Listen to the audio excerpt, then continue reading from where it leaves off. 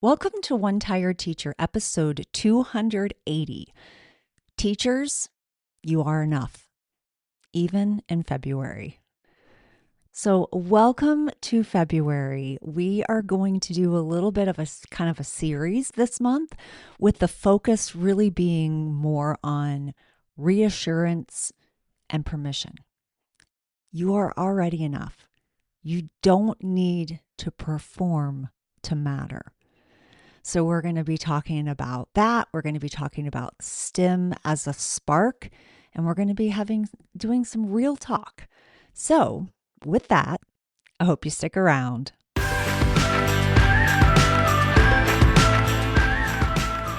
Welcome to One Tired Teacher. And even though she may need a nap, this teacher is ready to wake up and speak her truth about the trials and treasures of teaching. Here she is, wide awake. Wait, she's not asleep right now, is she? She is awake, right? Okay. From Trina Debery Teaching and Learning, your host, Trina Debery. Hey, so welcome to February. Isn't it crazy? It's just I don't know, it comes with a lot of pressure. I feel like we are fully into all of learning. We're a little bit out of the season. I mean, we might have a couple of things here like the Super Bowl and the evaluation season, and we are starting to talk about testing, which can feel so heavy and so upsetting, whether we are an intermediate teacher who are in testing grades and we've got a lot of pressure for those folks, or if you're in the primary grades and all you hear about is the pressure that the intermediate teachers have, and you are kind of constantly reminded that you kind of matter less. That's what it feels like. I feel like that's a message. I remember one year with my principal, he called our intermediate teachers the money grade and called us the second string players. And I was really hurt. I felt really hurt by that. I felt I understand that there was pressure, and I can't imagine what that pressure felt like because I didn't experience that. So I didn't have firsthand experience of that kind of pressure. I did, however, understand what it felt like to be called a second string player, as if my job mattered less or what I was doing wasn't as important. And when you are building a foundation with children, that is very important. We all are important. The sad part is that the system feels like a scarcity system. There's not enough resources, there's not enough time in the day, there's not enough praise, there's not enough words of affirmation, there's not enough support, there's not enough kindness, there's not enough tools, there's not enough anything. And so when we say things like that to teachers, it makes them feel worse and it makes them not feel valued. And that is really hard. But you don't have to perform your way into being worthy. When you show up as your authentic self, you change lives. And that doesn't matter what grade you're in. That's important and necessary and relevant and true for all teachers in all grades and all subjects, whether you are not even an elementary school teacher.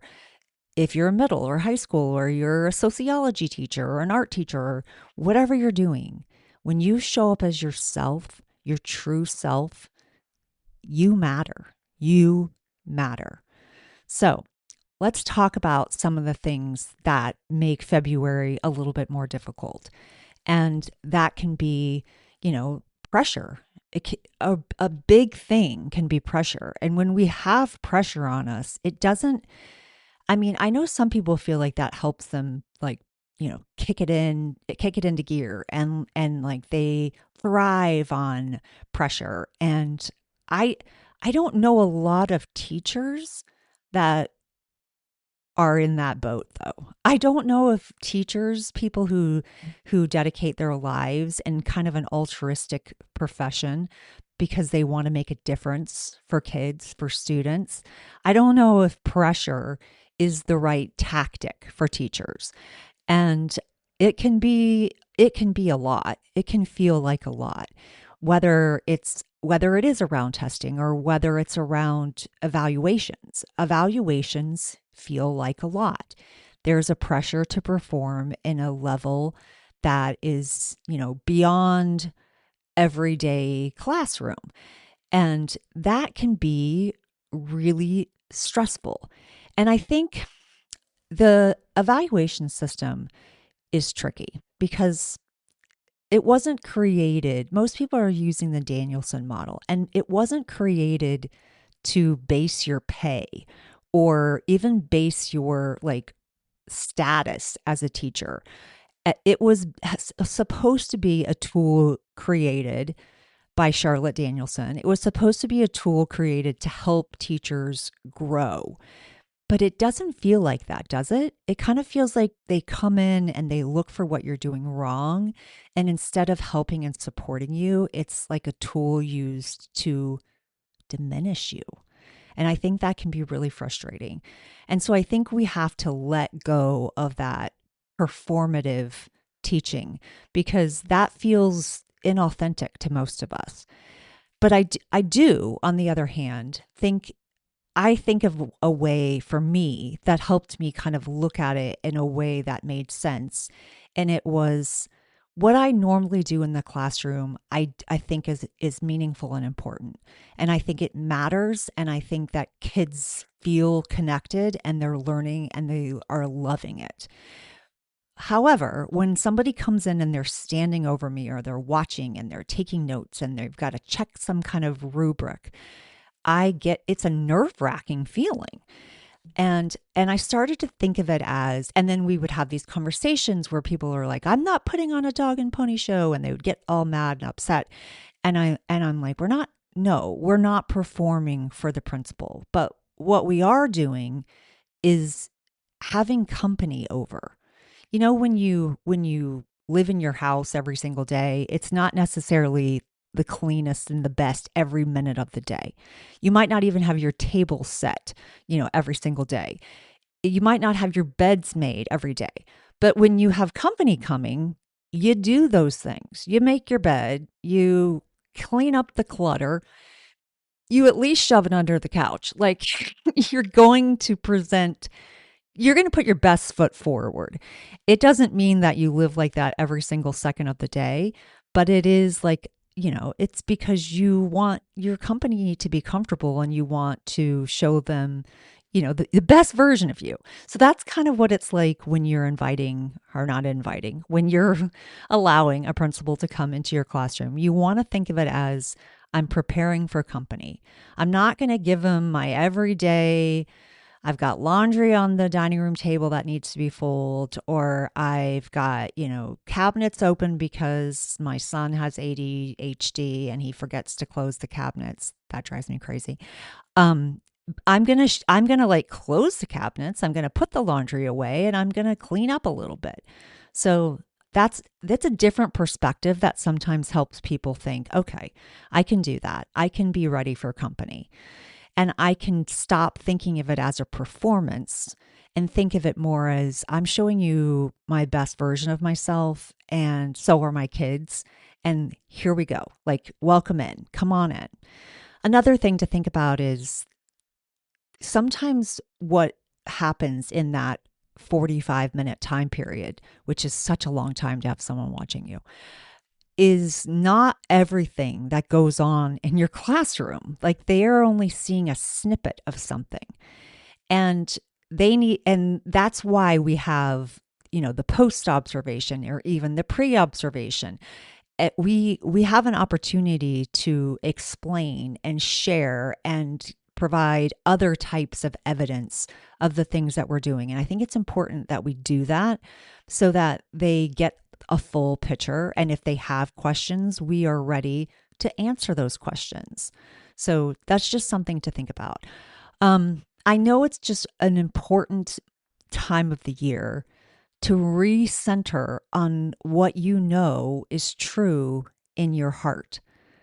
And that is what really matters. So sometimes we're asked to do things that we know don't feel right. They don't feel comfortable. I was recently reading some comments on my TikTok video about the We Do Not Care Club teacher chapter. And someone was saying that they hated all these programs and that they didn't work. And then we were spending all this money and it wasn't helping kids and it was hurting kids, which is exactly how I felt. That's one of the reasons I left the classroom, was that specific reason. iReady. It was basically on about iReady. I didn't want to do that to my kids. And I totally get what this person was saying on my TikTok video. And I was thinking, yes. And the problem is they do spend all this money. And then they want us to do it with fidelity. Oh, that word. And we know, because we are experienced professionals, we know when something's working or not working. And we need the flexibility to be able to pivot. If it's not working, we're not going to keep doing it just because you spend $1 million on it. That's not my fault. You spend $1 million on something that doesn't work. So we can't allow our children to be used in this experiment and then to just keep failing until they realize, oh, I guess we better stop using this. So that's the thing. Like, we want to make sure that we're staying centered to what we know is true in our heart, which is one of the reasons why I feel things like STEM are so important, because it feels like it aligns with my values. It allows kids to explore, to be creative, to work as a community, to think critically, which some of these programs don't do. And that's why I think it's so important to have some STEM elements in a classroom. And that feels more aligned to what I believe and what my heart says. Now, I can still do all the things they've asked me to do, and it's not an added thing. It's kind of a pivot. It's kind of okay, you want me to use this program, I'm going to use it for like a few minutes, and then I'm going to jump into something that I know is more meaningful. And I think that can be really important. And I know some people are like, wait a minute, you're telling me not to listen to them. And maybe I am saying that because, again, yes, they're doing evaluations, but they can't do evaluations in all of our classrooms at the same time. And so sometimes closing our door and doing what aligns to our heart and doing what's right for kids is the most important thing we can do. So, if nothing else, remember this: you don't have to do it all to matter. I'm going to say that again. You don't have to do it all to matter. So just keep that in mind. And as a little February freebie, I want to offer you a February freebie. If you're looking for a simple way to help kids experience like grit and perseverance instead of just hearing about it, I also have a free grit STEM story station, which is a STEM story station goes with the read aloud. And in this case, the freebie, it goes with the book After the Fall, which is like a Humpty Dumpty, After the Fall book. It's such a good, cute book. There's so many things that you can do with it as far as ELA standards go. And then you take it a little step further by taking the problem and having kids create solutions around it.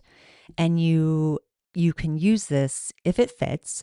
You can use this in your classroom to get kids thinking critically, creatively, collaboratively, and really building that community in your classroom, which can really make all the difference. And honestly, when they're looking at, elements on that rubric, classroom community does play a factor. So that's something we can do that still feels aligned to our heart.